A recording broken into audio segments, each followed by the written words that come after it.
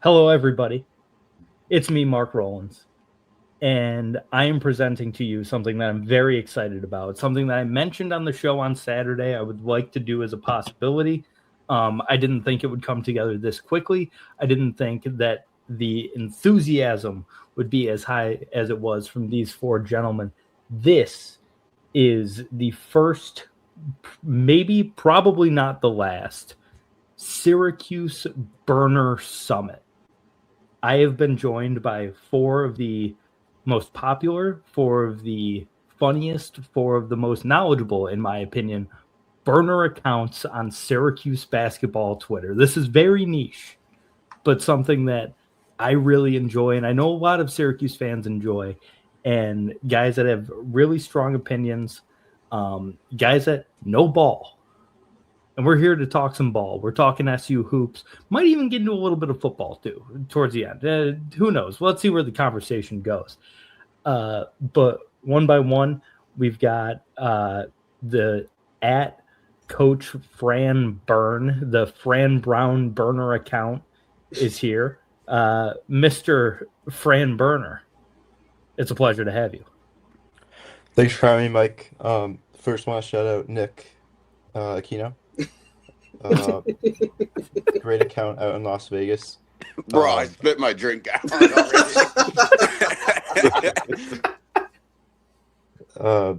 I just want to shout him out. Thanks for having me, Mike. Yep, my pleasure. We've got another great one at Heavy on Cuse, Mr. Tyler Betsy's Burner.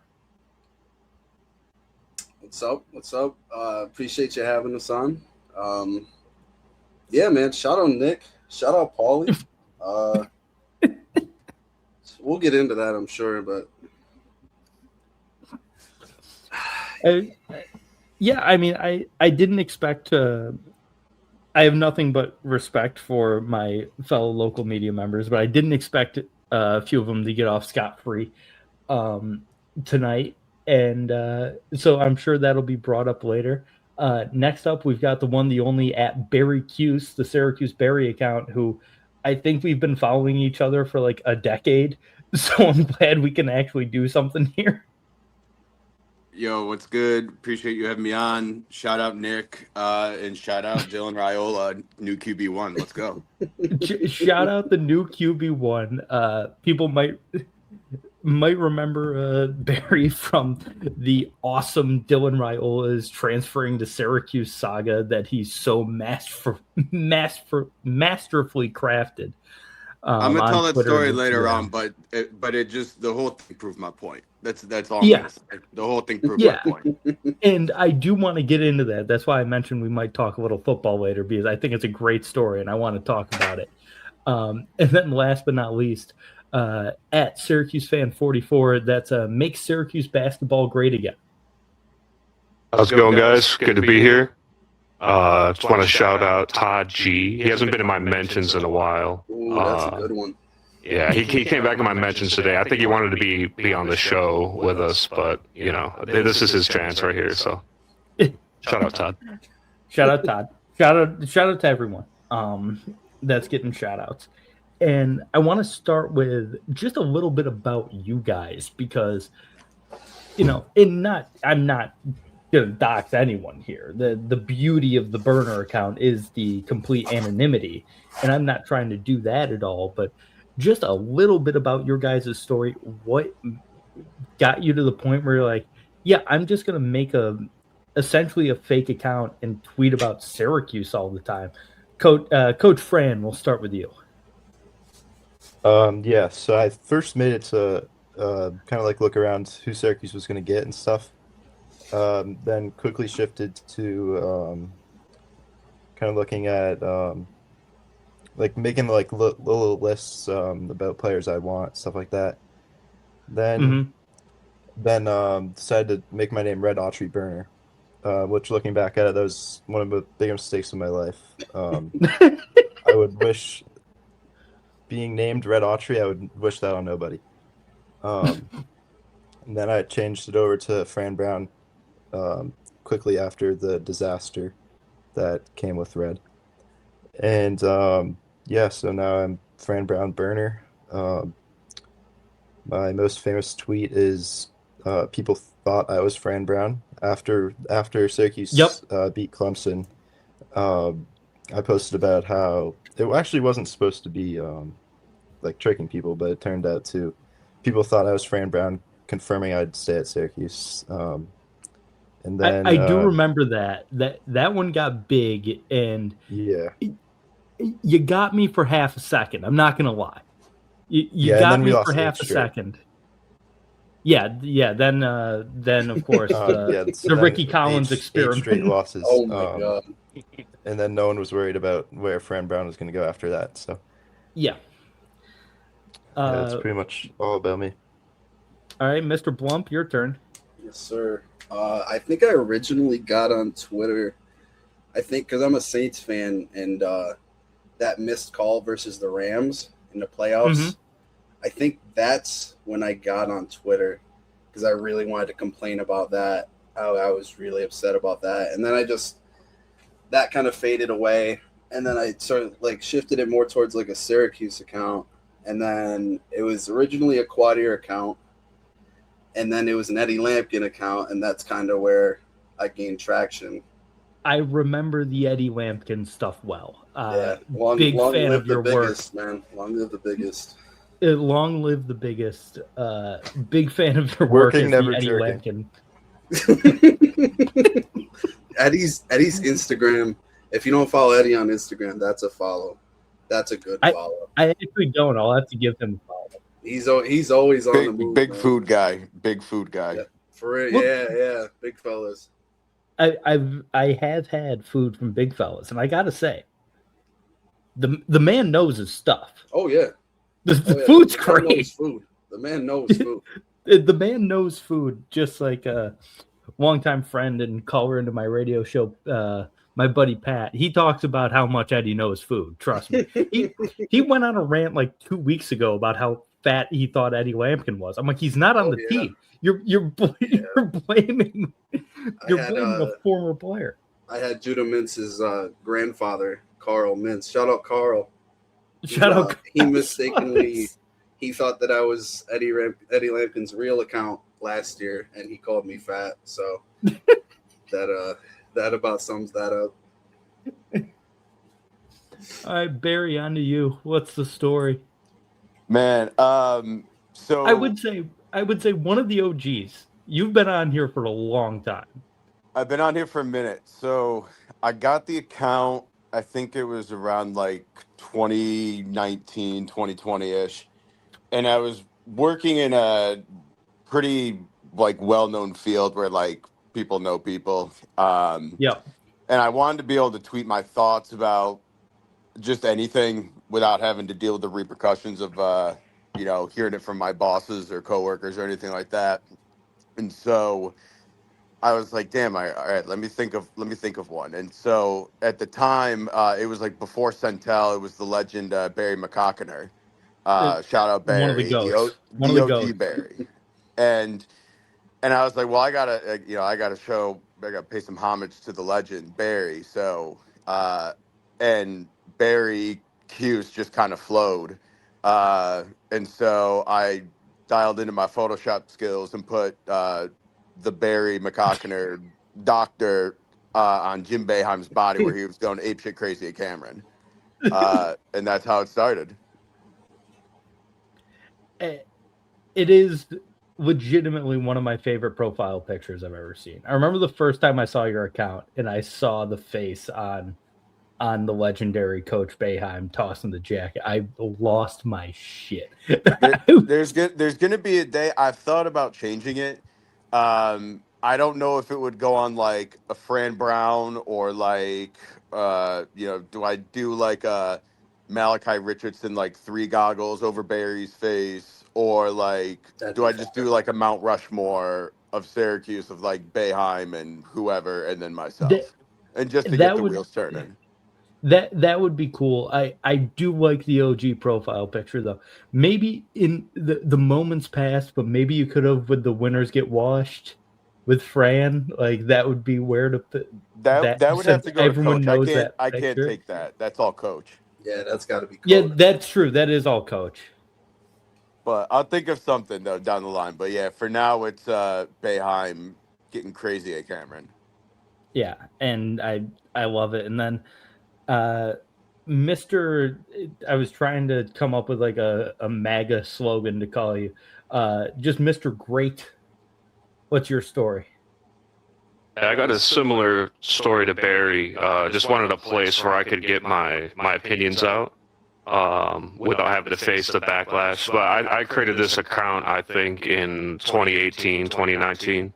And I was getting pretty pissed off at Boeheim at the end of the road there. So wanted to vent my frustrations about Boeheim, and now it's just kind of spilled into Red and Wild Hack. I've been a season ticket holder for a long time, but haven't been making it out to many games, honestly, because the place is empty. Nobody wants to be there. So just been going to the last few to hear the Fire Red chants. It's been great. Kind of live tweeted that out a little bit. That caught some traction. I've been getting a lot of followers since that. So I might start going to the games just to start live tweeting that stuff. It's a great way to go about it. It really is. I haven't even been to a game yet this year. I typically go to anywhere between 5 and 10 SU basketball games a year. And even I haven't been in the mood to go. I mean, granted, going up to the hill in the winter in Syracuse is never fun anyway. But it certainly isn't fun when you have zero confidence that the team's actually going to be able to put together two halves of coherent basketball. So I'll just open it up. Whoever wants to go first and give your thoughts. We're in year 3 of Red.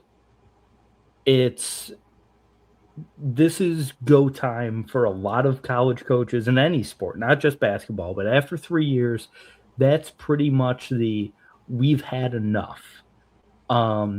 First, has the 3 years been bad for you guys? Because I've had takes on this. Been as bad, if not worse, for you guys than the end of Boeheim's tenure? Anybody care if I kick this one off? I got some shit to say. Go ahead. So I'm going to say the reason is just like a continuation. First, shout out Nick Aquino. I just wanted to drop that in there really quick because it kind of goes in with like reading into your sources and who, your insiders are. I did a lot of like research on like the Syracuse fan forum, back, years and years and years ago. And I'd always read that Boeheim got lazy at the end, like to the point where like he allegedly, like he would actively like not go out and recruit. That was a Red Autry thing. That was a GMAC thing. And obviously like with Hop, like we had so much success with Hop. And then once Boeheim didn't step down the first time for Hop to take over, that was when Hop bounced. And so you fast forward to now where Boeheim's just at the point where he's like, I want to coach my kids. Like, I don't give a shit about what happens on the floor. I mean, he had, Kadari, on this roster, and he wouldn't play him because he had to protect Joe Girard, and that laziness, like, it kind of just, I felt like got to everybody. And it's just, like the mantra, the cliche, like you end up becoming who you're surrounded by. That is what happened, in my opinion, with Red, because Boeheim goes into this, ISO ball, which he's played for years. But like you get guys like Joe, you get guys like Buddy, you get guys like Jimmy, you get guys like Symir Torrance. You go down the list of these guys that just can't beat their guy off the dribble. And so for me, all this kind of started going downhill towards the last couple of years of Boeheim, just because he just wasn't trying.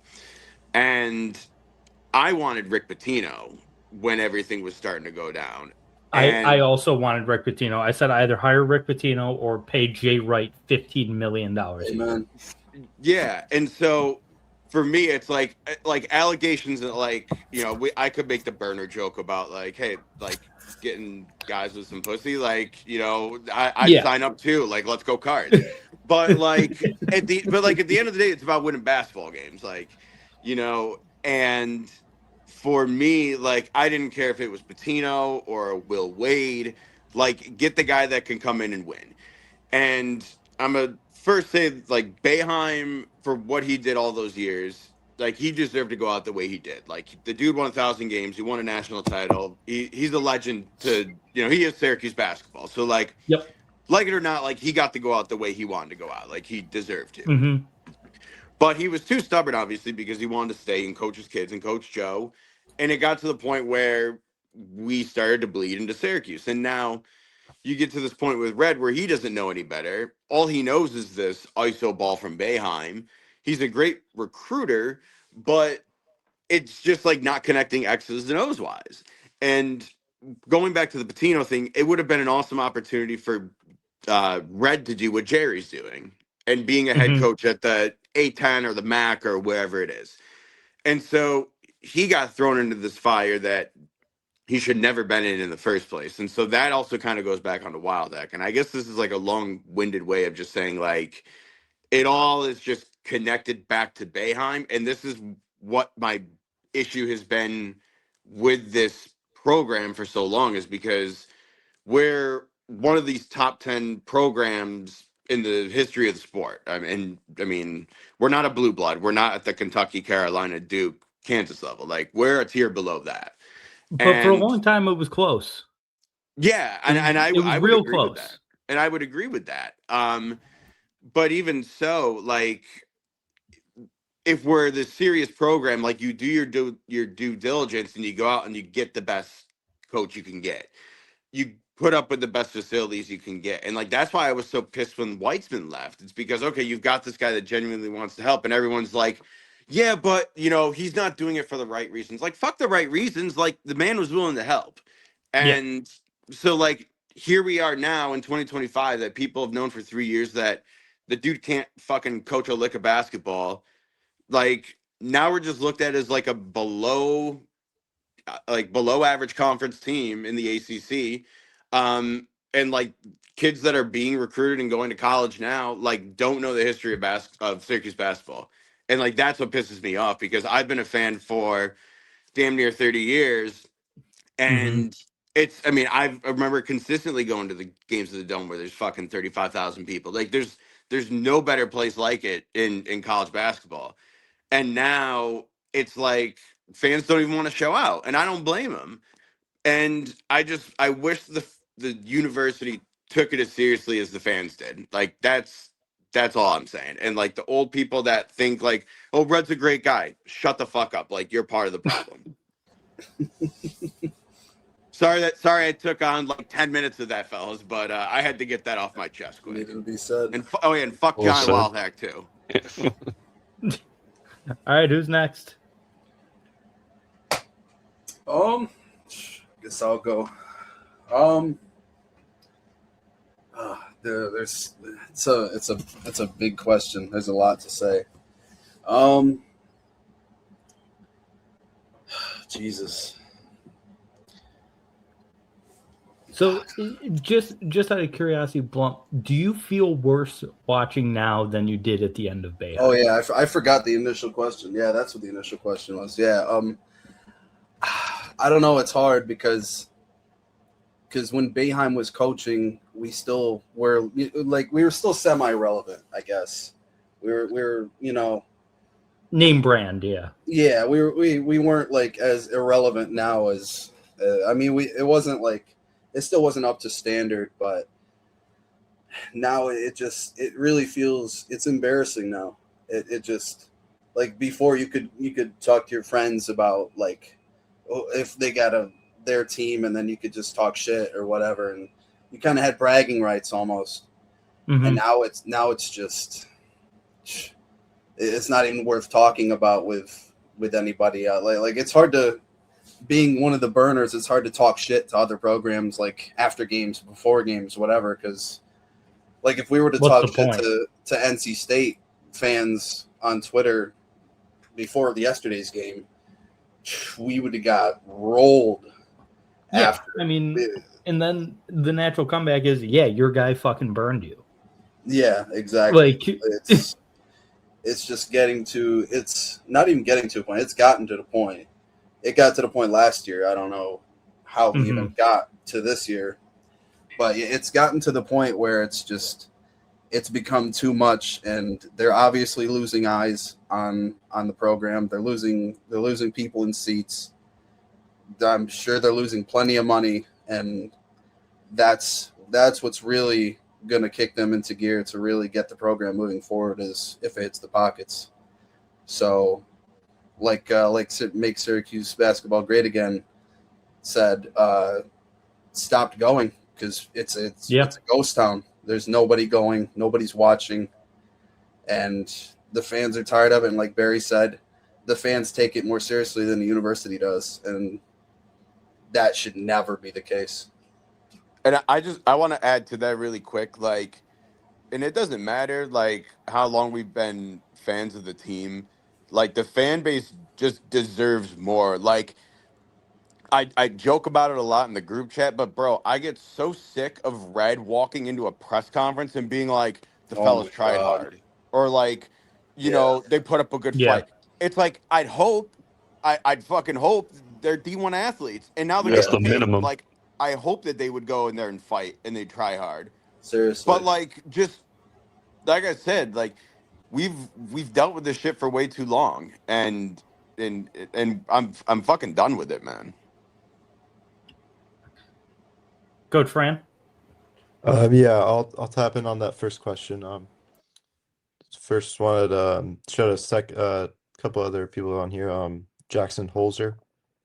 I listen to your podcast 10 times a day. Fire emoji. Donnie, fire emoji. Yeah, I was about to get to that. The fire emoji. JJ Starling, fire. So yeah, I'll go back to the question. I think the Red Entree era is way worse than the end of the Boeheim, in my opinion. Last year was the worst basketball I've ever watched. This year we're coming close to that. I can barely even watch the team anymore. At least with Boeheim, the Sweet 16, second to last year, whatever it was. So at least I was like, there's March Madness. Red hasn't even come close. He's been. I saw a tweet today about the dog sipping the Dr. Pepper, that soda, whatever it was. Red's been looking for that 20-win season taste for the past 2 years.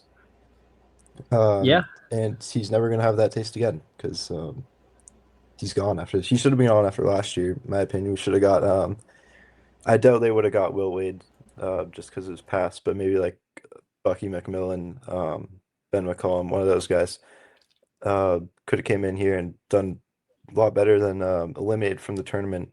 It's not even February yet. Yeah, Wade would have been the dream, but I never thought they were going to get Will Wade anyway.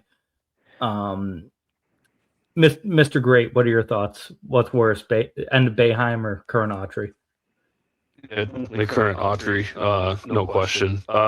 You know, like I said, I created this account back when it was the end of Boeheim, and you know, things started going down. It was all nepotism ball with JG3 and his kids. I thought that at the time was the worst basketball I've ever seen up on the hill until last year. Like they just said it, and last year was awful. I mean, double overtime, Youngstown State, and the fans are cheering like we just won. I forgot about we made that the Final game. Four after that, and I'm like, where are the standards gone? Where have the standards gone? They're down the toilet. That game was awful. But I forgot about that game. That was real bad. It was awful. That was when I felt it was like the beginning of the end. I was sitting there with my dad and we were watching it, and I'm just like, there's no way that we're in like a hell game with this team. And then not to mention the Lemoyne game, however many games before that. Yeah, I remember I was at a bar on the west side watching the Youngstown State game, and I was like, yeah, I'll leave after the game, whatever. Then we go into the first overtime. I'm like, wait a minute, what do you mean we're going into fucking overtime against Youngstown State?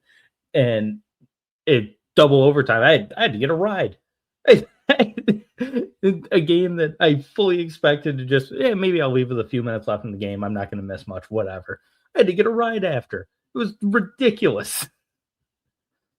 It's, I think of like a couple of years prior to that, like the teams we went to double OT against were Indiana when they went to the Dome, and we had that great game against the Hoosiers. Like I was at that game, and that was like Trace Jackson. Yeah, that was with Trace Jackson David, and he had like 28 and 17. He absolutely torched us. But it was an insane game. I remember being at that game, and no game feels like that anymore. Mm-hmm. That feeling has absolutely left the Dome. Like even for the Tennessee game I'd gotten up to back in December. Shout out Uncle Mike for the ticket hookup on that. But like that was Tennessee was what, like 13th or 14th at the time, I think. Yeah, 13th. And it didn't even feel like, it felt like obviously we knew it was a massive game, and it kind of felt like we'll see if Red can kind of get this shit together. Mm-hmm. And it didn't even have the buzz of like a big time matchup where like, you know, you go back to like when we first got into the ACC or like the prime Big East, and like, you know, UConn would come through or Nova would come through, and like you just felt like the excitement, and it was just like you know, like Magza makes Syracuse basketball great again, whatever we want to call it as a short. You know, like you said, like the energy and the expectations just like aren't there anymore, and it's sad. Yeah, I mean, and not to get too old head here, because I mean, I am only 26 years old, but that means I am old enough to remember those Big East games. And I'm old enough to remember going to see, you know, Patino's Louisville teams and UConn and Georgetown. Back when the Georgetown game meant something. We didn't play Georgetown this year. Yeah, that was appointment viewing in this area. And not to sound like too much of an old head here, but it really started not feeling the same even when we joined the ACC at first. It was cool those first couple of years when it's UNC and Duke and the Dome is sold out. But there was a gap that there never felt like there was against those teams compared to the Big East. Absolutely. I think that's a big part of our decline as well. There's no rivals. We don't have any rivals. I mean, BC, they're not a fucking rival. We lost them this year, but I don't consider that. I don't get up for BC. I get up for Pitt, maybe. I used to hate Pitt when they were good, but they suck too. I still hate Pitt. Yeah, I hate them too. Pitt one in the ACC. But, I mean, it's not even the two. Right. It's not even good basketball anymore, though. Both teams suck. No. Cable, I don't know how he survived. What is he on year 8 there? He's got to be gone by the end of the year, too. It's got to be. But, I mean, who the fuck cares about playing Georgia Tech up here, honestly? And I think, it doesn't get exciting. Another thing to that, too, is, like, on the receiving end of that, like, you know, you think like Duke doesn't care about us that way. UNC definitely don't care about us that way. Wake Forest doesn't care about us. So we're just like in this purgatory. Like I don't give a fuck about Pitt. Like I don't give I can't even tell you the ACC team I get. I mean, I guess like more so for football, but it's like Miami because I can't stand fucking Mario Cristobal and all those guys. But I don't. There's no juice. Like you know I mean, everyone knows that I'm, you know, out in the New England area. Like I cannot stand UConn, and like having to see it like every damn day, like shoved in your face. And we've got fucking Red Autry trying to orchestrate a basketball team over here. Like it's sickening, man. The UConn fans care more about how bad we are than how good they are. I swear to God. 10,000%. Oh, absolutely. Yeah, especially for football too. I remember they were talking a lot of shit before and after we played them this year. Yeah, we still beat them in football. Yeah, I'd like to shout out Silencer on Kick. UConn fan, you're an absolute idiot. I've tried to bet with this guy. He's told me UConn's going to win the past 3 years. Oh, I remember that. I remember you. I think you sent that to the group chat. And I've been trying to bet with him, and right when Syracuse loses, Syracuse wins, he just like fades out. And then he's trying to tell me Syracuse is bad this year, which obviously we were, but we still beat UConn. So did still beat UConn. That is important. And our fucking QB went down, and we completely fumbled the backup situation. Like if everything played out, we're winning at least 8 games. Yeah, I said the entire time this year was just a lost season for Syracuse football. It doesn't even matter. Yeah. Once your starting quarterback tears his Achilles in week 4? Once that happens, the rest of the year it doesn't fucking matter. Like, Shout out Lobdell. Yeah, shout out Noah Lebdell. He was in Mykonos. Definitely was. Oh yeah, With shout JJ out Starling. Noah And Noah JJ Box Starling. Braids, Slubdo.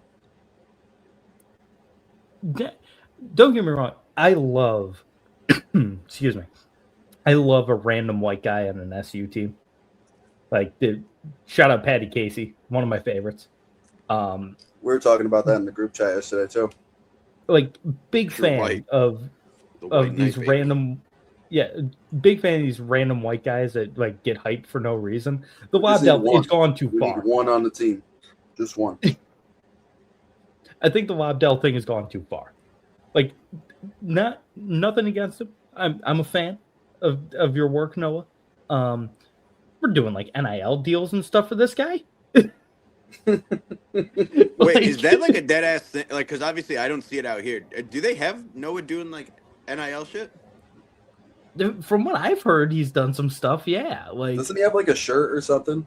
Yeah. I thought he had like a he's shirt a or good something. shirt. Yeah, I figured you could get like a jersey shirt or something like that, but I didn't know if he was doing like commercials or shit like that. That's so crazy. No, he has. He's getting the Make-A-Wish fucking treatment with that one.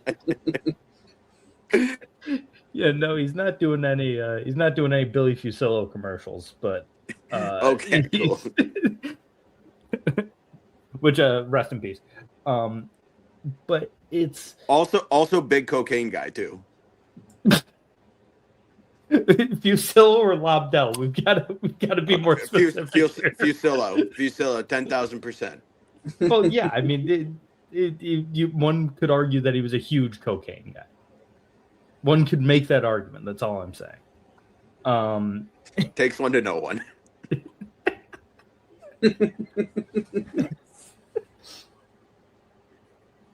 Oh man, I had another question. Oh, so obviously, I know the big agreement here is that Red isn't getting the job done. You can pick anyone, anyone in the country. Josh Shirts. Shirts Tony Foreskin, man. That's my or pick. him. Tony Foreskin. I'm I'm rolling rebranding to Tony Skin. I'm rolling Tony If Skin. we get Tony Skin, I'm rebranding. I'm going Tony Skin because I've been riding with him since day one. But Josh Shirts would be a fucking awesome Yeah, backup obviously, yeah. Josh Shirts would be. You can't go wrong with either one. option. Yeah. Yeah. How do we feel about Hodgson? Not good. Yeah, I kind of don't feel good either. After he said he's the one that said that Yeah, thing he Autry's talked- done, right? Yeah. Yeah, that was funny. After that, I was kind of like I was out on it. It's funny, but it's like I'm good on that. Yeah. Shout out Ryan Nemsek. Oh yeah. Oh yeah, Oh, he blocked me. facts. He blocked? No way. He's a big Hodgson guy. Oh yeah, no, I got blocked by him. Okay, question. Oh, shout out Chris Bell too. He blocked me too. There was Chris Bell. He's having a good year this year. Nothing against him. We had a running bit on my radio show where every week, one of my listeners, shout out Jim, who's probably going to watch this, he would set a line. Who has more rebounds this week? Mark +1 or Chris Bell?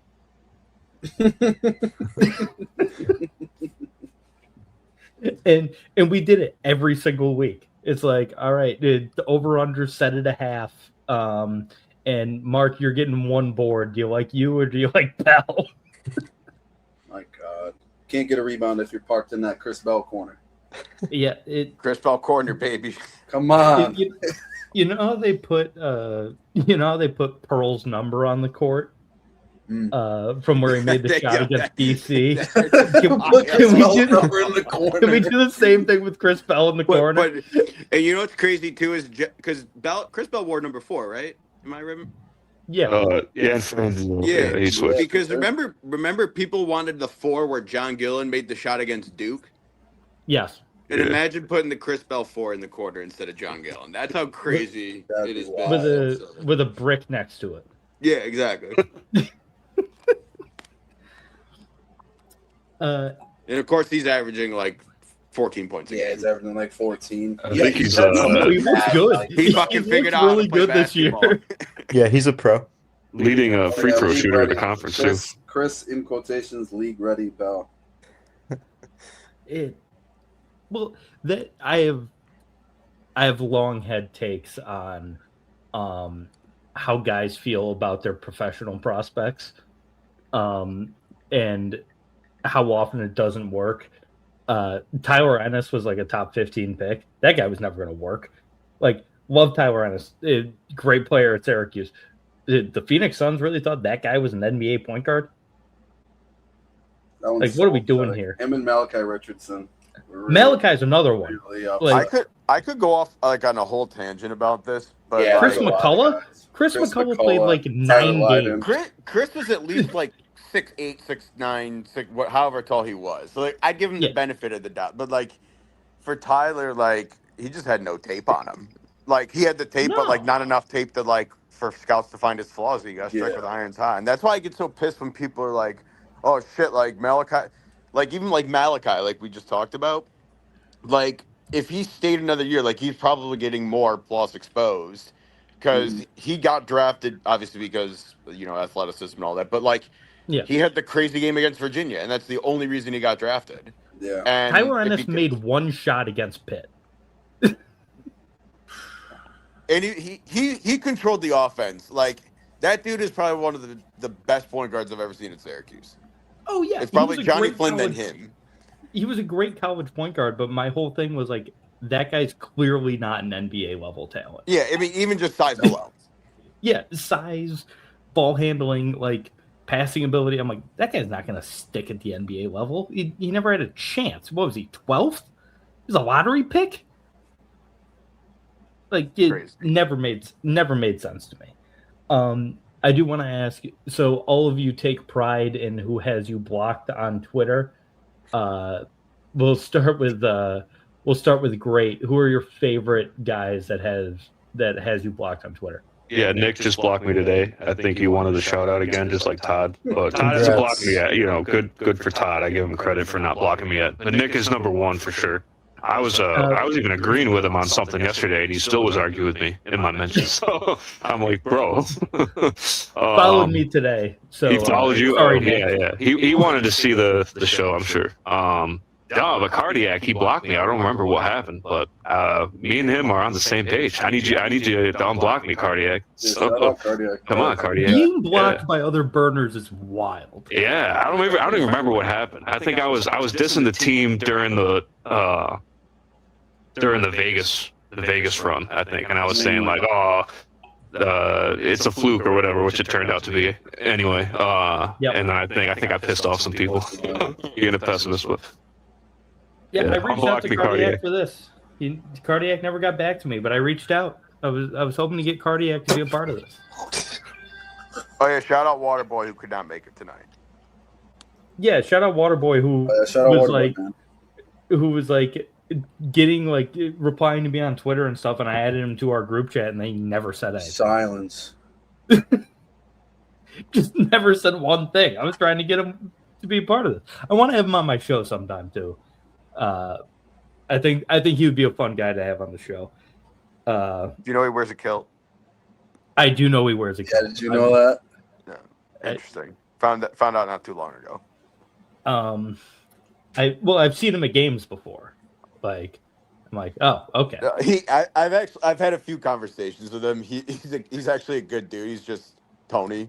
But Yeah, he sat in Tony's my a good football guy. section for a couple years. So Oh yeah, I've never like talked to him. I've just like noticed him at games before. It seems like a good guy. Just yeah, he's a good dude.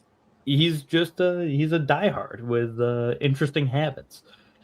Coach Fran, favorite person that has you blocked? I'll go Nick Aquino, number 1.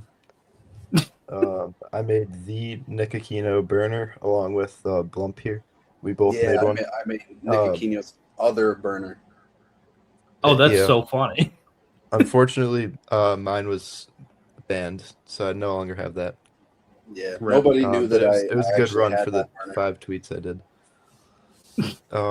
So he spam reported that one and then blocked. Somehow he found out I made it, so he blocked me. And then I'll also go with the guy that does the day 365 of tweeting until Red gets fired. That guy blocked me because Yeah, Cam, I think is his name or something. yeah, he actually unblocked me, but I was hating on Chris Bell. He's a big Chris Bell guy. And then 3, I'll go MJ Training Day. Malachi's dad. Oh, right, okay. right. Troy. Yeah. So Malachi What? and his Were dad. you talking shit? No, I said nothing. Malachi James blocked all the burners. I was actually a big fan. Malachi, not his dad, Malachi himself. Yeah. Both of them blocked me. Oh, both. Oh no, Yeah. his dad's still good with me. But yeah, now you're saying it, Malachi blocked me too. Yeah. I actually Malachi's dad followed me for a while. I think Malachi might have too, and then I just got blocked. But they were like Yeah, his commenting dad's on been my following tweets me and for a stuff. minute, So too. yeah, those are my top 3. I'm trying to think, 'cause I'll look in comments like once in a while, and I'll just see people that have blocked. I've had no interaction with them at all, and they've just blocked me, and I'm like, what the fuck did I do? I don't even know you. What's the fuck me for? But I know Lally blocked me. I was I was saying That's such a funny one to me. a lot of crazy stuff on Twitter, and this was like when the Weitzman thing was going on last year. Yeah, he blocked me. Nick hasn't blocked me. He was following me for a while. I blocked him and then unblocked him so he could stop following me. I didn't really want his follow. Sorry about it. Trying to think who else. It's just a lot of like random people I've never really had like interactions with. I'll just see, and it's just I can't comment or anything. And yeah, it just I'm sure there's some out there that I don't know about that have blocked me and stuff. Barry, how about you? Chris Bell, 10,000%. Malachi James is another one. You guys remember? Yeah, the kind of the same thing that makes Syracuse basketball great again said. I kind of just scroll and I figure out who blocked. Like the guy Orange Chuck. Familiar. Not super familiar. He blocked me. Yeah, okay, yeah. He did block Chuck. me. I forgot about him. Yeah. And like, yeah, he blocked me. So that's how I knew I was a dick. Oh, Alex Sims blocked me too. The reporter there. Oh, Alex Sims. Yeah. Yeah, no, I don't think anybody else beyond like Nick Aquino, or I don't even know how to pronounce his name. Yeah, honestly, I'm not sure how to say his name. Yeah, Big Dick Nick. Yeah, he blocked me. Nick Aquino. Going back, the Lally thing was funny because I'd followed them for a minute, and then I think they had blocked me because I'd gotten into some Weitzmanship under like a lacrosse day for like kids on like one of those like, hey, we like donated tickets, and like I started bringing up some Weitzman shit and they didn't appreciate it anyway. But they had like unblocked me, followed me, unfollowed me, and then like followed me again, kind of thing. Like and this is all within the last like month, and I'm just like, what the like. Like it might just me being like, here, support the women's team, but like that's weird that the Lallies are like just blocking people and doing all that. Yeah, shit. that one's just really funny to me. It's like, yeah, the fucking Lally Family Foundation blocked me. Yeah, I'm typically fairly inoffensive on Twitter, so I don't know if I'm sure. Actually, I know a few people have blocked me from a community I used to be in back when Twitter communities were like an actual thing. I know a few people blocked me from that because I just decided to wild out in there because I didn't like one of the admins. So yeah, I got kicked out and blocked by a bunch of them, but I still talk to a bunch of people from that group too. But outside of that, like, yeah, I don't have anyone big that's blocked me. You guys have, talking to you for the past couple of days, there's something that feels really freeing about having a burner account. And I'm not saying I'm going to, but I've certainly considered it. I've considered joining the dark side. Do you have any pitches? Nick Aquino's other burner. Yeah, his other burner. Yep, that's the one. However many others, that's the one. Yeah, a couple others. Nick Aquino's 7th burner. Yeah, so Nick Aquino's Yep. several burners. I deleted his Spanish brother after a while. Nico Aquino. Nico Aquino. Yep. Yeah. No, I deleted that one after a while because I had to I got sick of having to translate everything. So I stopped. I was like, in my head, I was like, no, because I think at the time I'd hit the bong and I was like, yo, this would be fucking hysterical if I just make a Spanish Q's fan and put a little sombrero on him. I'm like, oh, that's a great idea. And then, yeah, the whole translating thing got really annoying. Plus, I had to tweet on Barry still, so. What Yeah, about the Stephen Fanti? Oh, Stephen Fonte burn. Yeah. No, I know Steve. Doesn't someone have that? I think Yeah, that one yeah, exists. that's- Yeah. I have. Oh, does That's it? you. So how many burners are there between the four of you? I think I have 3. I got this in my backup because I get fucking suspended every time I break Dylan Raiola news. Let me go look. I have this main one, and then I got 5 others. 5 others? Yeah. How do you? There isn't I enough just- time in a day. I just have a. I used to tweet on the Nick one a lot, but I don't. Let me see. What's the name? I was gonna make a Barstool Q's burner, and it got suspended immediately. So, Yeah, they don't play Yo, with that. can we shit. talk about that for a second? yeah, fuck Barstool. Why Q's, is man. why are Like they that. not active whatsoever? Like, for being the official Barstool Twitter account. Like, Needs a new admin. For yeah. real. Yeah, it really is like kind of a shame. Barstool Q's like a few years ago was pretty good. Dude, Yeah. like even back like when I was like just fresh out of college, like I remember they'd post videos of like people doing dumb shit at frat parties. Yeah, and, just like, stupid drunk kids yeah, doing like- whatever. yeah, like just like post shit from like Mayfest or like Yeah, you know, I don't know, like They just post shitty sweater ads and yeah, the $2.50 Jameson shots at the crate. oh yeah, which isn't even that good of a deal, by the way.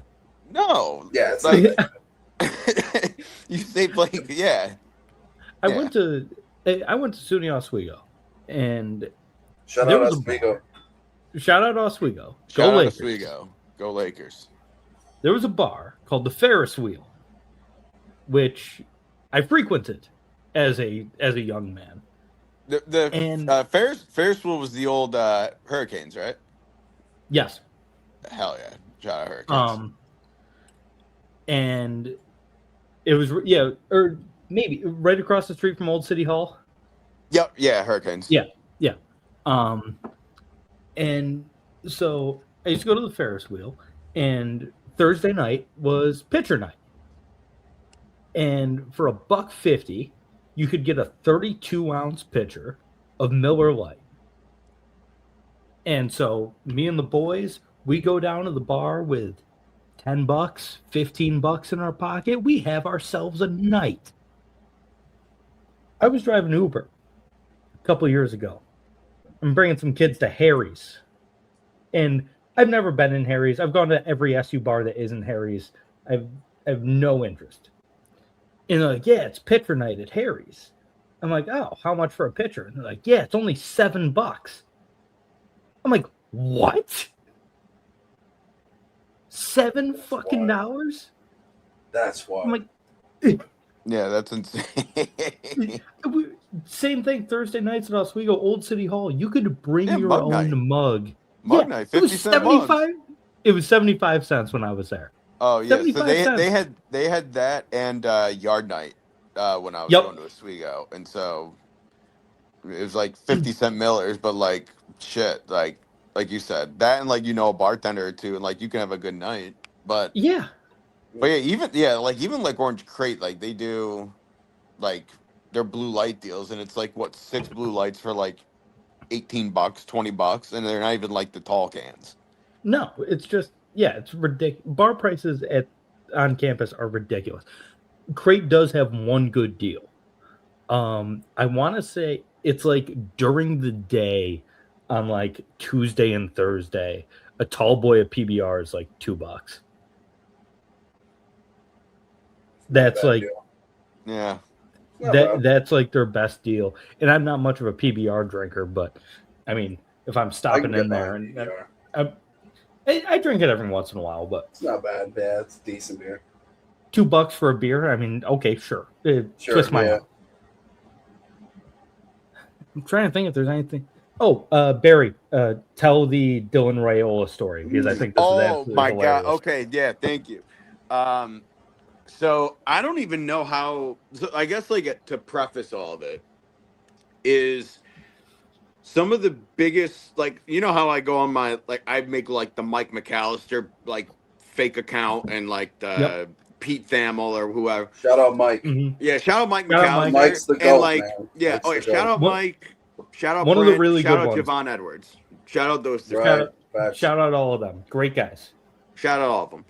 So my point being is that fans are too dumb and naive, and they believe anything that they say if it's something swayed in any positivity towards their team. Mm-hmm. So like you would see stuff on like I said, I go back to like that Syracuse message board, and they'll be like, oh yeah, like I'll use like Jamal Murray. Like Jamal Murray is like, he was like decided to come to Syracuse, or he was trying to come to Syracuse, and you get like egged on, and and then they go somewhere else, and it's just like everyone thinks that they look stupid. And I was just like, yo, you just got to do your research and just see like Jamal Murray was never come to Syracuse, like kind of thing. Mm-hmm. So it started with like the McAllister shit, like where I'd change like my name, I'd change the profile pic, and then I'd just tweet something like off the cuff and like just like sway people enough to be like, make it somewhat believable. Because that was even like the Calvin Russell tweet. Oh my God. I made it like a 1 of 2 tweet thread. Mm-hmm. So I worded it like perfectly to be like, Calvin Russell has selected Syracuse. And then in thread 2 was like, as one of his top 3 schools, he's deciding blah, blah, blah, blah, blah. And Calvin responded to it and was like, this is cap. Like you're faking this, or like you're lying. I was like, bro, like my boy, shout out Cal. Like you have Syracuse in your top 3. Like, who's lying? So I got him to bite on it. And I remember here's another guy that got me blocked. Vince is a schmuck. Oh my because God. he tweeted at me and he was like, why the fuck do you guys like do this shit with the burners and this and that? And I'm like, bro, like, it's fucking Twitter. Like, don't take life so seriously, and use your resources like Brent Axe and Mike McAllister. Look at who you're taking your information Check your from. sources. Don't believe posts from Tyler Betsy's burner, in quotations, Blumpkin, Fan Brown, and Syracuse Berry. Exactly. Like, come on, dude. Yeah. So I was just like, bro, like, if you're gonna fucking come at me for saying dumb shit, like, don't like make sure you're like checking who you're talking to, because like I'm just an idiot. I'll say the fuck whatever I want to. And he's like, I remember he said, if you influence Calvin's decision by even like 99.9% or like whatever the fuck the number was, and I'm like, all right. And then lo and behold, he committed to Syracuse, and I was just like, yo, fuck this guy, because I wanted to have some fun on Twitter, and he was giving me shit about it, and that just motivated me to do it more. Is where I was getting at. So then the Raiola shit comes around. I'm like, all right, let's see what I can do. So I searched Syracuse University on Instagram, like the location.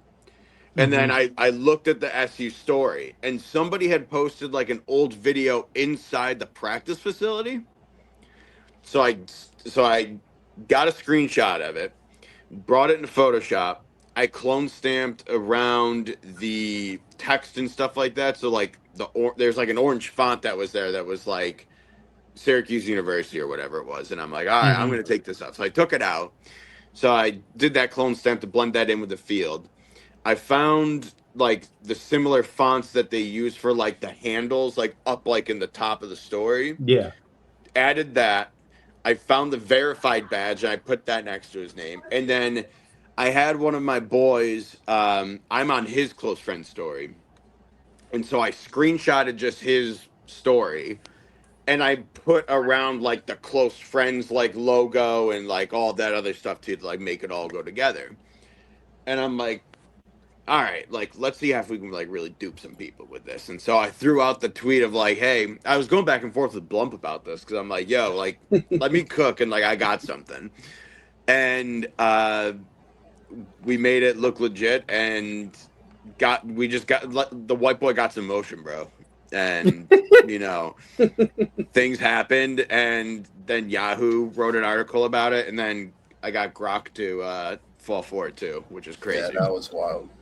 But point being is that's that, a like, greater thing about don't trust AI too. But yeah, and I was gonna say like the 2 points are like trust, like fucking look at who you're getting your news from, and like don't fall for some like stupid accounts like me, like, and it goes into like a lead into the second part of this is like. Shout out like McAllister, like shout out Brennack, shout out Brian Higgins, shout out like especially Javon, where like he actually puts out like hard hitting news and like is being like fairly, you know, like he's being a critique about the football team, and people are like, Javon doesn't answer the right fucking questions, and then it's like, oh, what would you ask him, man? It's like, why didn't you hand the ball to Yassine Willis more? And like, you know, for whatever reason, Fran didn't, but they make it seem like that's like the magical question that's going to make Javon a good reporter. Like, Javon's a good reporter. Like, that's how I feel. He's a very good reporter. Javon does a great job. And what you said, Javon, if you hear this, keep fucking doing your thing, man. You've got a supporter in me. Absolutely. Me too. A lot of these people really do a great job reporting on this team. I firmly believe Syracuse does have a pretty good media landscape for the most part. Besides people who are account. Well, I was going to say in terms of people who are like directly reporting on the team. There's also a lot of personalities out there that I don't entirely agree with most of the time, but that's beside the point. And the sideline Syracuse, too, that account. Oh, I called him a Nazi. He didn't like that. Kind of blows. Most people don't, Barry. Most people don't like when you call them a Nazi. I'm trying just in general, Coach, we'll start with you. Thoughts on the rest of the season? Give a record prediction for Syracuse at the end of this year, and just thoughts on what you think we might see out of this team moving forward. Let me just pull up the schedule here. Yeah. In the meantime, for the Dylan Rayola thing, Barry also made a fake Hayes Fawcett account. That's how it all started. Oh, right. Oh, yeah. That's right. I forgot about that little nugget. Yeah, that was the beginning of it all. So I think me and Blum both reposted something pretty similar to that. About how it just got deleted. He had us repost it and then act surprised or whatever. Oh, I AI'd a picture of Fran Brown and Dylan together too. That was I forgot about that part. I still can't get over the fact that Yahoo Sports put out like a whole ass article of like, yeah, that's wild. I'm like, yo, like it's Lewis's Perry account. Like just every Nebraska fan's like, yeah, good riddance. That is true. Nebraska fans were like, "Yeah, this is fine." They're like, why would he pick there over Syracuse? Yeah, he was like, Shows how they're low like, of a good luck. program you are. And they got to live in So Nebraska too. I'll start with the schedule here. Yep. I think Notre Dame they should win, and Pitt, and Cal, I guess, but you never know. And then maybe they steal like, I mean, I think they've all given up at this point. Last year or 2 years ago when they had the 20 win, it was a little different with the UNC at home.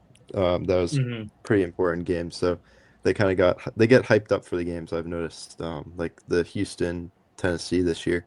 They got hyped up for the Texas Tech last year, and then the smaller games, it's been a big theme. They just play down to the competition. So, I mean, there's definitely not a win that their game that they're definitely going to win, like we all thought the BC would be. But I'll say my record prediction is 14 wins, maybe 15. 14 wins. Plump. Yeah, that's kind of. I'm looking at it, and Notre Dame, I think we win. I think we beat Wake. And honestly, looking at it, other than that, maybe we'll probably beat Pitt again. So probably 15, maybe 16 if we find a way to beat. I don't know. Let me see. Yeah, maybe Cal at home. Yeah, but The thing about the Cal though is, I think Chris Bell might go for 30. I think everybody seems Bell's to come in torching and them. just go crazy against us whenever they Carl come Mintz will go and nuts. play. Like Joe Girard did it, Quadir just did it. Malik, he was out when we played Duke last year, right? He played. He played. He played. He had a good game, but he didn't go nuts. He was out one of the games, I thought. It was their center that had like a massive game, if I remember correctly. Yeah. Oh, Yeah. okay. I think don't Eddie remember his blocked him. name. If I remember correctly, I think Eddie had a block on him, didn't he? I you think he might be might have. right. Yeah. Great. What do you think? How many wins?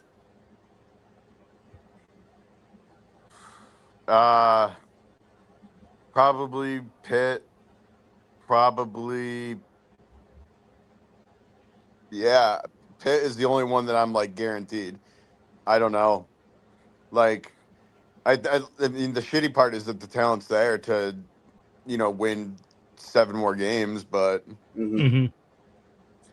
I mean, if they quit besides senior day, like, they're not beating Virginia, they're not beating Louisville, Duke, UNC, like Wake. I don't know, like SMU. I don't think they're beating. I don't know. Pitt's the only guarantee. This is the same season that we go to overtime with Houston and beat Tennessee. This is the same season we're talking about them going and winning one more game in the remaining, 11 games left or whatever that's left. Yeah. It's man, that's wild. And the thing is like, kind of, I don't remember if it was Blump or Coach, but like how often these guys get up for these games, and like the talent's clearly there, like you said, but like the talent isn't getting taken away from them. Like, it's clearly coaching.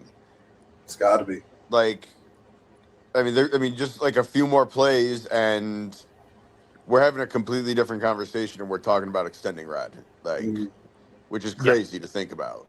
But it's, I mean, I don't know what the stat. I think it's like the 10th time this year that they've lost the second half. Wouldn't I surprise think it's me. 12. Yeah, 12 or it's something. Somewhere in there. You could tell me it was every game we've played, and I would believe you. Yeah, And and there's a lot of ties. Yeah. Maybe the that's- ACC one. Like even last night, like they kept it close in the first half, and then the fucking wheels fall off every game. It's like, it's unbelievable. It's like Never clockwork. want to be a first half team. Never. It's like 2 years ago when they played Gonzaga and Tennessee in the Maui. Right, They're Maui. both close. Oh yeah. And then those 2 games, Just they ended up lost being a both 30 of them by ball. like 17. And then that killed the resume for the end of the season. Yeah, it's I mean, if they swing half those games, we're having a fucking fully different conversation. Like Mhm. they're probably sitting in the top 25 if they're if they beat Hofstra, if they beat Houston, if they beat BC, if they beat Clemson, or even Yeah. Vautech, like take whatever one and Yeah, like Hofstra, like they'd be like Clemson, 17-3. BC. Hofstra, Clemson, there, yeah. Hofstra, Clemson, BC. Yeah, 17. Or no, we have 12. Oh, yeah, okay, so that's Yeah, 15.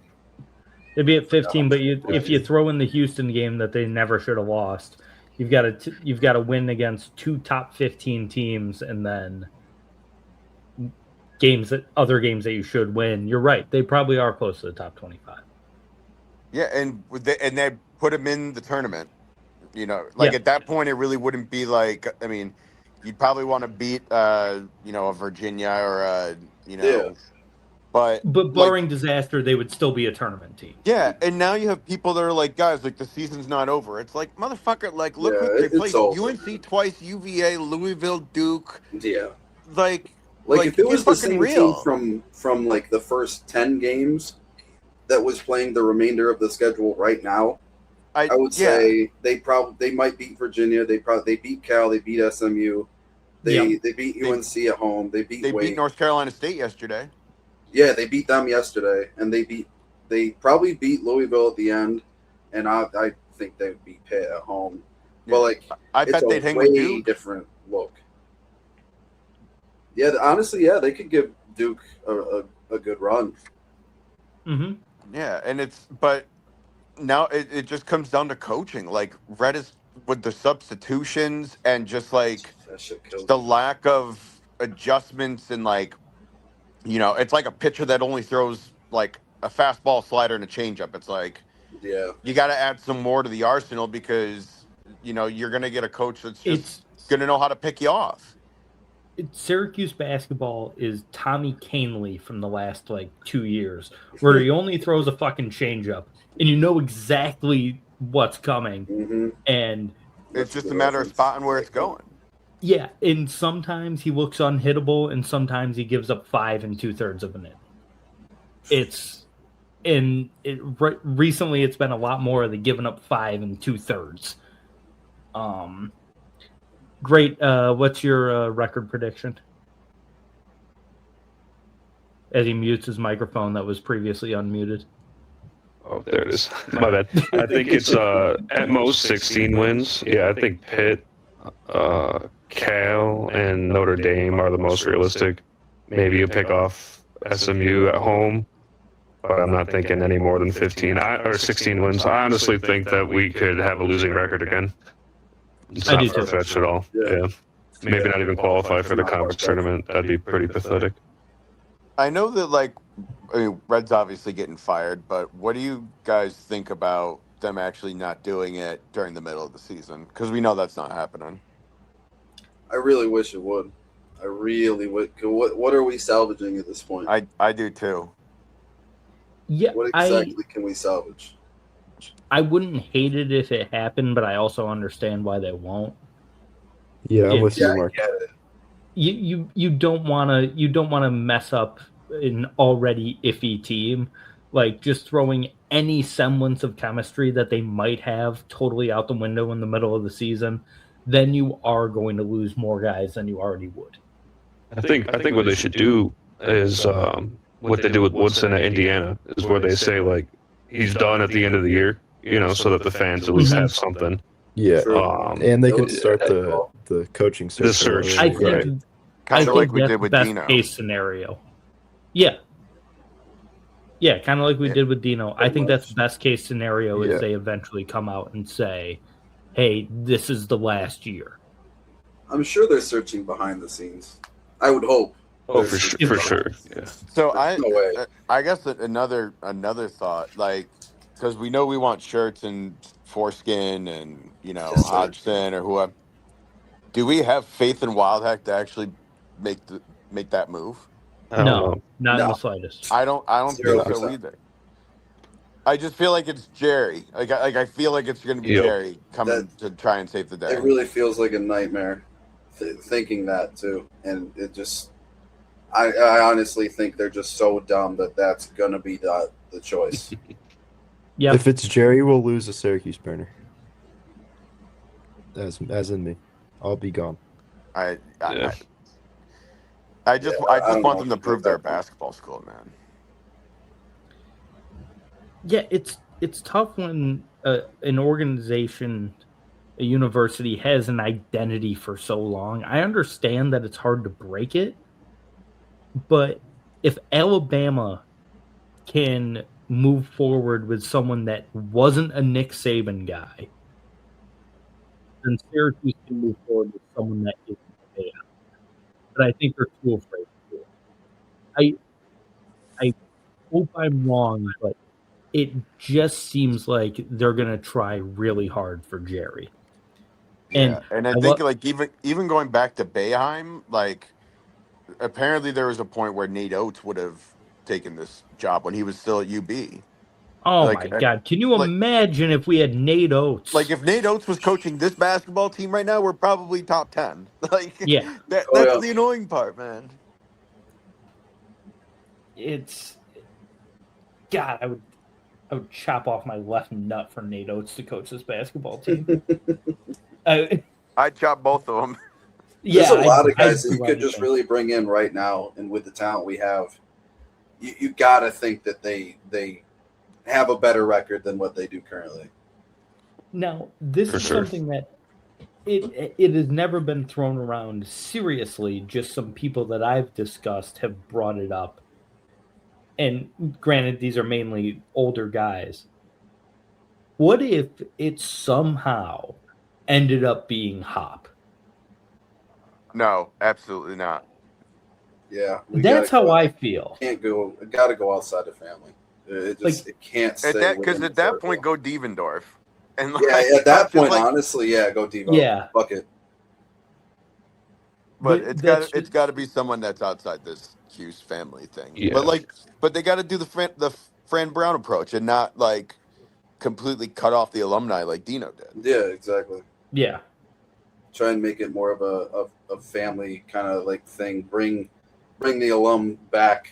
I mean, I know that I see them like bringing back, like you'll see Ty's Battle, or you'll see some guys here. They'll post pictures of them at practice. Yeah, and guys shit. go to games. Guys that went here love it. You'd like Like, one dude like I keep thinking like I go back to what I was talking about earlier with the point guards. Like I don't think Johnny Flynn's been back to Syracuse since he left for the NBA. Honestly, And like I have no idea what like with Boeheim's Army and everything like that. Like Yeah. true. Yeah, it's funny because the guys from that era, Scoop comes back every once in a while. Yeah, Scoop You was see there this Scoop. year. Yeah. I remember he Fat came Scoop, back. baby. Love Scoop. Love me some Scoop Jardine. But yeah, guys, like you said, like Battle, and I know Gillen's been back. Mhm. Christmas has been back. I mean, I see Dajuan Coleman at Wegmans. Like that guy's just around. He went crazy at JJ though on He did, yeah. He Shout did, shout yeah. out to Juan, man. so out of pocket. Yeah, that was wild. But a lot of these guys are still just around the area, Mhm. and they still love the program, and it really is a shame that we haven't been able to build a culture in recent years like we had. And I They think tried this year too with like the 3 X's on the board and Yep. shit for the stops, and then you got the juicing station bullshit and level 5, Level 5. whatever the fuck. I liked the 3X's thing. They got some shit for Yeah, that, but I I thought liked that was cool. And- The juicing And they, station Yeah. and they was did all fucking those stupid, workouts in the but- summer so they could be prepared for ACC play. Right, yeah. They're We watched wearing them run the the man steps bras in and the shit. They've been working hard. They just tricked me again. I've been, for the 3rd year in a row, I've been fooled, Feels bamboozled. like an abusive relationship. It is. Syracuse is my toxic girlfriend that I refuse to leave. And every game After the Hofstra game, I came home and I said to my girlfriend, I'm fucking done with this team. If you catch me watching another Syracuse game, turn it off. I am fucking done. Syracuse And- basketball's a big booty Latina. Yes. Man. And Mark caught on. they might have some experience. And they, like, I told her, I was like, do not let me watch this team anymore. I'm fucking done. I don't care. I'm on to lacrosse. Like, that's it. And here I am, game in and game And out. there I am next week sitting like a fucking Still- dumbass in front of the TV. Yeah, getting just as mad when I watch the same ISO ball bullshit that I've watched for the last 10 years. And I think it was you that brought it up earlier, Blump. It might have been Barry. The ISO ball. And That was bad, I think, yeah. okay, and I've ranted about this on my show so many times. When you bring in a coach who, granted, was under Boeheim, saw that, that era of Boeheim offense when he was just trying to find his next Carmelo Anthony that could take over the game and score 35 points and go out and win you some basketball games, which we never got again. Because guess what? It's fucking Carmelo Anthony. They don't fall out of the sky. And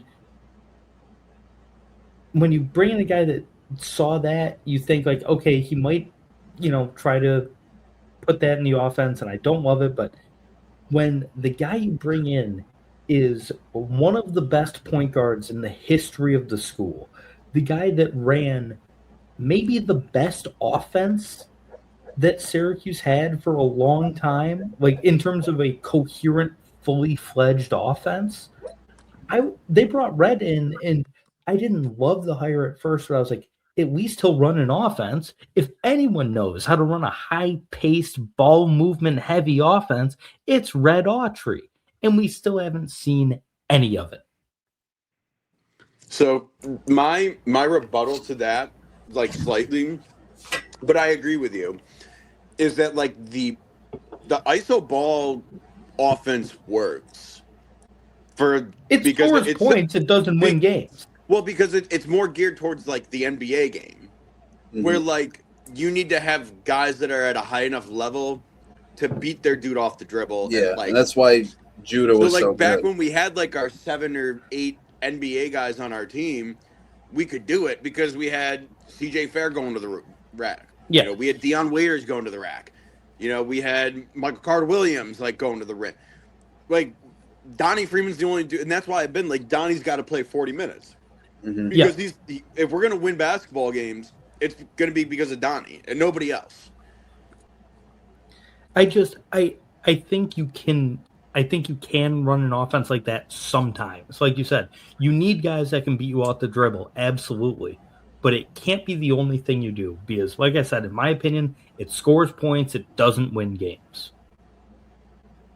Yeah, and then in the second half, like your coaches are going to catch on because literally it always just ends up being, dribble handoffs and seeing if a guy switches and trying to, step.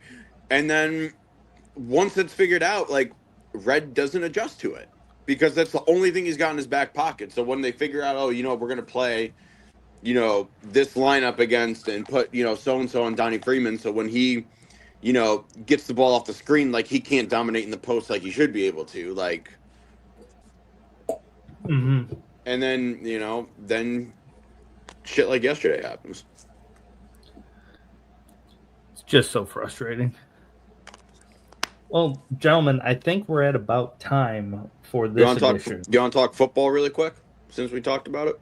Yeah, let's get a little football thoughts in. Going into next year, we know the players, we know the coaches. Schedule won't be nearly as hard as it was this year because it's nearly impossible. What are our thoughts on the program moving forward? Like I said, I'm still a believer in Fran. I'm a believer in Angeli. I'm a believer in this football program right now. Yeah, absolutely. In Fran I trust.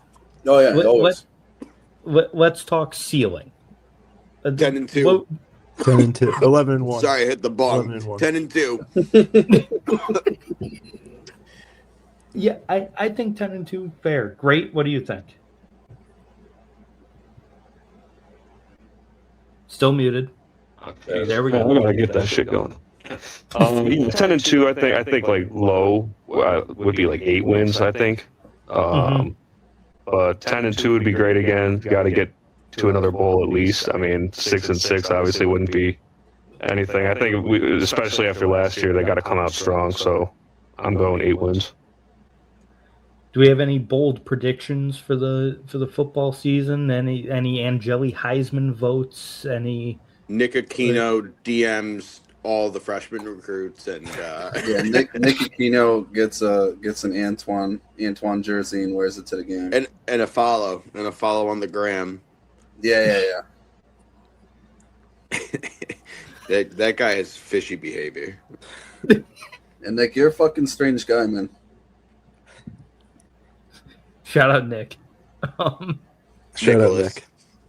Nick. Shouts though.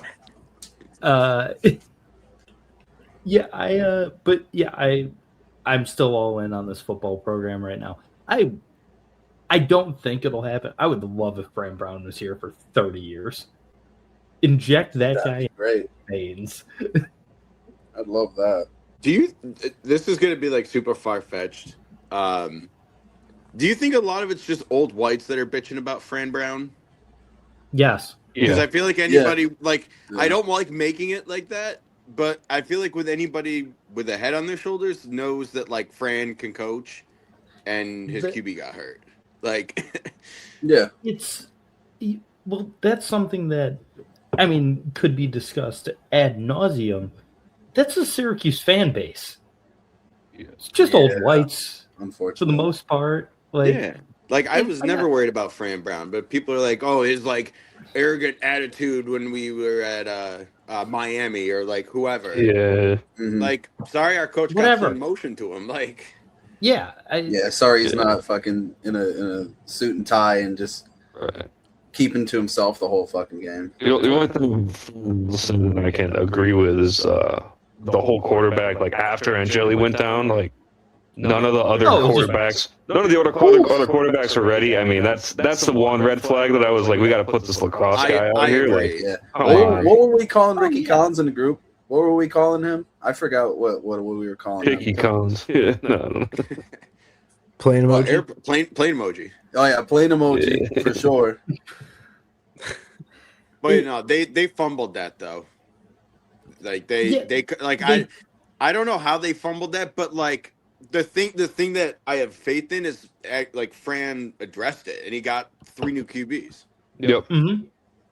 So like I give him the benefit of the doubt. Like not to go back to Red, but like Red doesn't do that shit. Like Osama bin Collins. That's what I was calling him.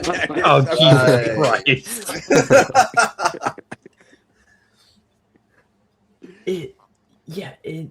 You're right. At least he addressed it, but God, it was such a shit show. I mean, Joseph Filardi or what? Gary Gay had to have been sweating. That's crazy. Yeah, can you imagine if he tore his ACL? Oh my god. Imagine if Calvin Russell gets hurt playing for hoops. Hey, I can't believe he actually got game That action. would be wild. he got in the box score yesterday, man. Hey, he's better than Or Noah Lobdell, baby. That's right. I couldn't believe he actually saw game action. Hey, Did maybe you hear what Red said in the post-game press conference though? He was like, I was trying to get different looks. I wanted to get some different guys out there. Yeah, that's just bro, like, that's a what the fuck are crazy you saying, fucking man? thing to say, man. Like yeah. Like you're trying to get it like out of the football, like, and I'm sure like I don't know, like I'm sure that like Calvin wanted to be on the basketball team, and that's how we got him on the football team. It's But a like big I part of it, had yeah. 2 fucking eyes, and that dude did not look okay out there. Besides the one layup that he had, like, and Red is just like complacent on like, oh, like we're gonna try it, and like I hope it was just fucking walk on time. Yeah, like the fact that you're down Gotta 20, be. throwing in Calvin Russell, that just, I don't know, that didn't feel right to me. I agree.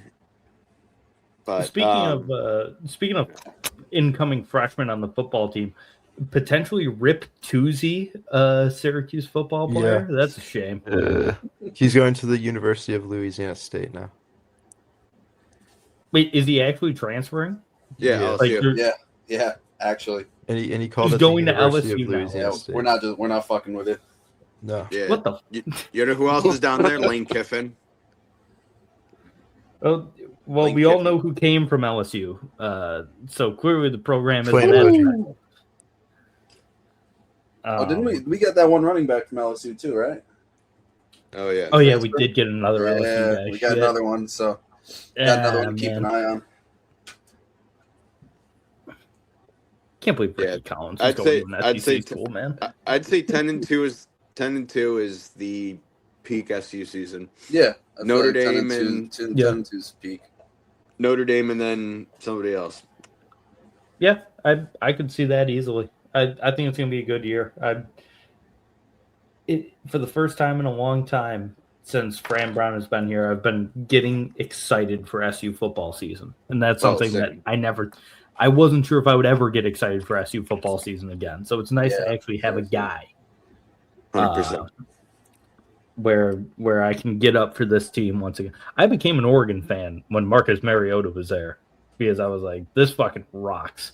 Mm-hmm. And so I've been rooting for Oregon since I was like 13 years old. And for the first time in, I think, 10 years, I watched more SU than I did Oregon this year. So Hell yeah. that tells me everything that I need to know about how I feel about this team is from once I actually watched more Syracuse football than I did Oregon. But, gentlemen, it was an absolute pleasure to have you all. Absolutely. Yeah, thanks for having us. Yeah. Thank you. We'll have Thanks, to- Mark. We'll have to do this again. There's still so much stuff I would like to talk to you guys about. Oh hell yeah. At some Yeah, I'm point. down for more. Always friends of the program over here. So glad to talk to you. I'm looking forward to seeing more escapades in the group chat, which I have been added to. And Hey, you could always drop the group chat and the post game show. Anytime we just drop a crazy ass comment, just say it on the air. You got full Yep. permission from me. Hell yeah. Me too. Absolutely. Just quote me whenever you want. oh, you guys will be getting quoted on the show. That is for damn sure. And then we'll see if your boy Pat from Syracuse can call in. Pat from the real Pat from Syracuse hasn't called into my show in a Oh, long he time. hasn't been in there. You gotta try and get Dave from Watkins Glen. That guy. I can't believe this is the first mention of Dave That from Watkins dude Glen. is Whoa. Dog. Bro, he literally said, "I'm gonna go slap Red's cheek or spank Red's cheeks." Spank I'm gonna Red's find ass Red. cheeks. I'm gonna slap his butt cheeks. And then what? And then what happened after that? Like with your kid too. Like that's Yeah, assault. with your kid. That's Who did assault, his brother. homework, by the way. You got to teach them young how to properly spank some butt cheeks. You know, I mean, that was maybe my favorite call in the history of sports talk radio. That was incredible. Easily. Unbelievable. But yeah, if you enjoy this, I host a show on the Score 1260. You probably know that if you're listening to this.